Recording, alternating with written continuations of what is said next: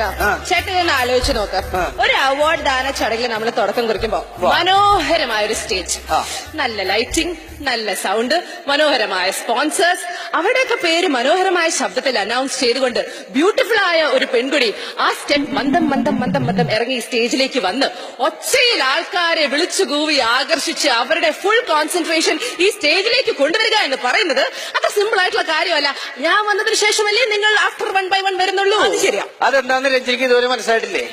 ഒരു യുദ്ധം ഉണ്ടാവുമ്പോ ആദ്യം കഴുതകളെ വിടുള്ളൂ, അത് കഴിഞ്ഞ് കുതിരകളെ വിടും, അത് കഴിഞ്ഞ് ആൾക്കാരെ വിടും, അത് കഴിഞ്ഞിട്ടാണ് രാജാക്കന്മാരൊക്കെ വരുന്നത്. പിന്നെ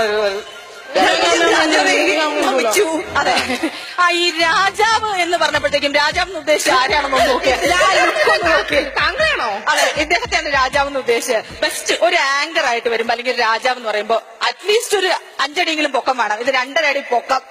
ആ ഡ്രസ്സ് നോക്കിയേ. ഇപ്പൊ ആകെ കോട്ടിടുന്ന 2 വ്യക്തികളെ എനിക്കറിയാൻ പാടുള്ളൂ. ഒന്ന് സന്തോഷ് പണ്ഡിറ്റും, ഒന്ന് ധർമ്മജനും. സുരാജേട്ടനും ഇടും. അത് ഈ കൂട്ടത്തിൽ കൂട്ടണോ?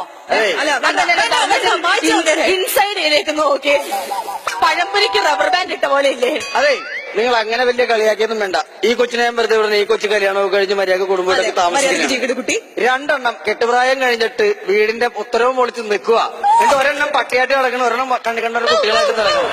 മര്യാദക്ക് ദൈവത്തെ ഓർത്ത് കാണികളിൽ ആർക്കെങ്കിലും പരിചയം ഉണ്ടെങ്കിൽ നല്ലൊരു ചെറുക്കന്മാരെ കണ്ടുപിടിച്ച് നിങ്ങൾ വല്ല ലണ്ടനിലേക്ക് അമേരിക്കയിലേക്ക് വിട്ടാലാണ് നമ്മൾ ഇനി പുതിയ ആങ്കേഴ്സിനെ കൊണ്ടുവരാൻ പറ്റുള്ളൂ. മടുത്തിവരെ കൊണ്ട്